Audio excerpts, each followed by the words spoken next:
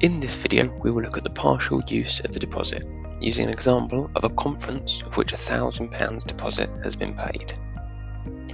For this purpose, you can use a postmaster to which we will attach the deposit. We will bill the reservation to the postmaster, and other services will also go to the postmaster, such as meals, etc. Once we have the event closed, we can draw a compound deposit on multiple documents. So exactly as the customer would distribute the event to the individual centres. Here we go. First, we issue invoices according to the agreement with the customer. Intentionally, do not take into account the deposit invoice, because we will want to use it on more documents later.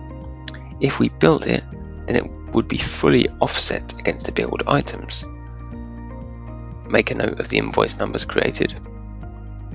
Perfect, and now we'll go to the deposit invoice. The right toolbar offers to link to the invoice. Click on this option and select the amount of the deposit to be applied to the invoice. Gradually, in this way, we'll use the deposit on more documents.